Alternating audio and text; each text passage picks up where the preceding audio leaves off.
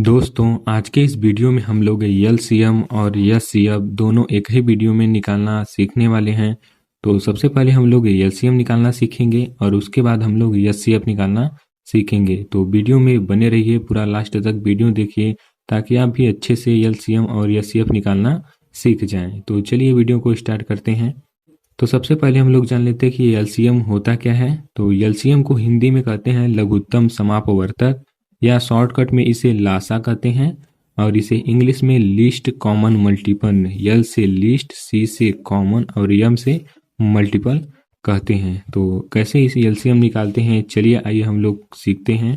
तो देखिए हमारा प्रश्न क्या है, 6 और 18। हमें 6 और 18 का एलसीएम निकालना है। तो सबसे पहले हम इसमें सबसे छोटी संख्या से भाग लगाएंगे, जिससे अगर ये संख्याएं कट जाएंगे तो काट लेंगे, नहीं तो फिर हम उससे बड़ी संख्या से भाग लगाएंगे। तो देखिए सबसे पहले हम लोग 2 से भाग लगाते हैं। तो जब 2 से भाग लगाते हैं तो 2 से जब भाग लगाएंगे 6 में, तो 2 3 6, 3 बार में कट जाएगा।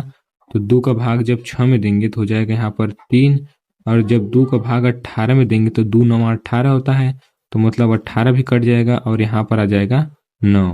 तो इस तरीके से हम लोग उतार लेंगे दोस्तों। और फिर अगला स्टेप देखिए यहाँ पर। अब देखिए इन दोनों संख्याओं में 2 से भाग लगाने पर भाग नहीं जाएगा, क्योंकि 3 2 से विभाज्य नहीं है और 9 भी 2 से विभाज्य नहीं है। तो हम 2 से बड़ी संख्या लेंगे जिससे ये संख्याएं कट जाए। तो देखिए यहाँ पर 3 से जब भाग लगाएंगे तो ये संख्याएं कट जाएंगी। तो जब 3 से भाग लगाएंगे तो 3 1 का 3, मतलब 3 एक बार में कट जाएगा। और 3 से भाग जब 9 में लगाएंगे तो 3 3 का 9, मतलब 3 बार जाएगा। तो यहाँ पर आएगा 3। अब देखिए दोस्तों यहाँ पर 1 आ गया, यहाँ पर 3। हमें भाग लगाकर अंत में 1 1 ला देना है, मतलब ये दोनों संख्याओं के स्थान पर 1 1 आ जाए।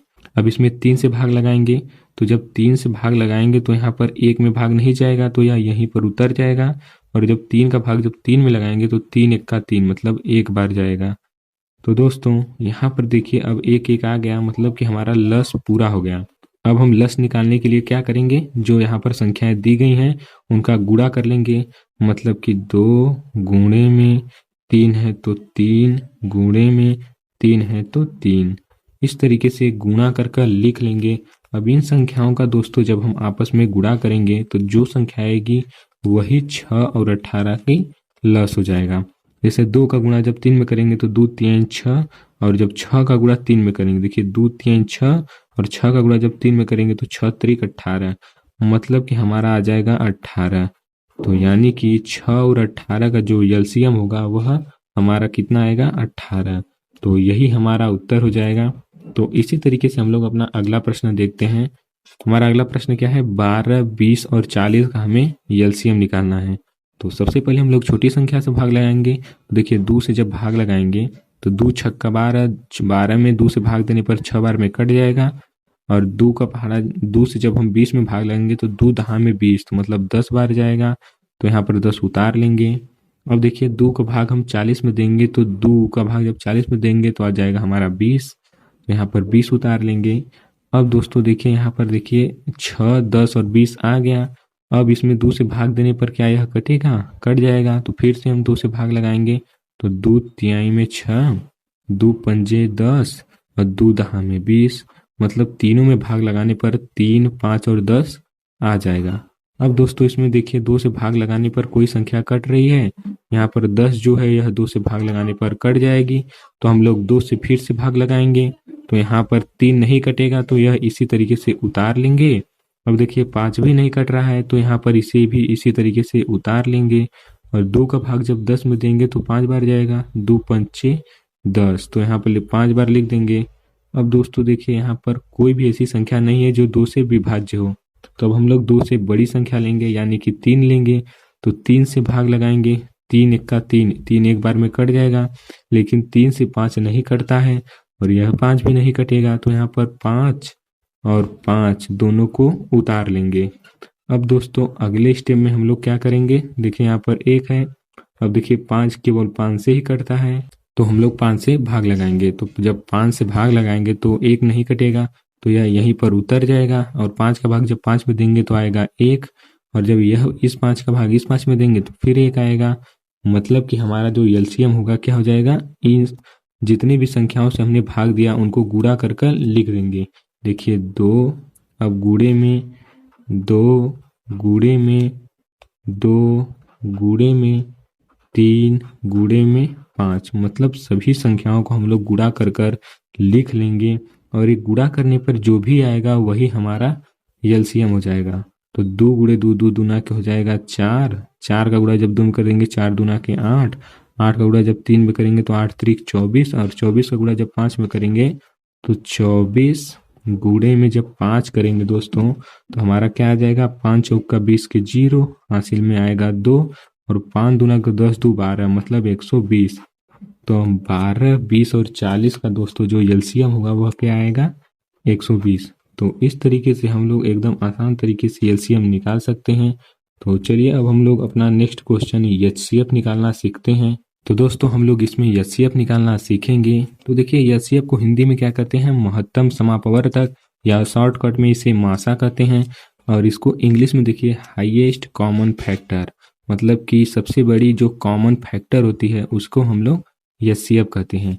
तो यहाँ पर हमने प्रश्न लिया है क्या है, 15 और 45 का हमें एचसीएफ निकालना है। तो एचसीएफ निकालने के लिए हम लोग एलसीएम की तरह सबसे छोटी संख्या से भाग लगाएंगे, जिससे संख्या इन दोनों संख्या में से कोई संख्या कट जाए। अगर नहीं कटेगा तो हम उससे बड़ी संख्या लेंगे। जैसे देखिए यहाँ पर 2 से भाग लगाने पर 15 और 45 नहीं कटेगा तो हम 2 से बड़ी संख्या लेंगे। देखिए 3 से भाग लगाने पर कट जाएगा, 2 से बड़ी 3 है तो 3 से भाग लगा देंगे, 3 पंजे 15, मतलब 5 बार में 15 कट जाएगा।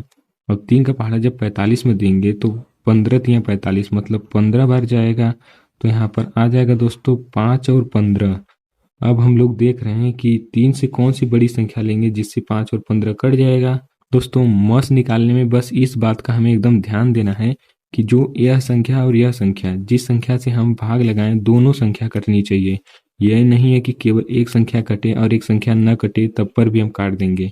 तो देखिए यहाँ पर 5 है और 15 है, 15 है तो 5 से भाग लगाने पर ये दोनों संख्याएं कट जाएंगी। तो 5 एक कम 5 और 5 तिहाई में 15। देखिए 5 से भाग लगाने पर 15 कट गया। अब यहाँ पर 1 और 3 आ गया।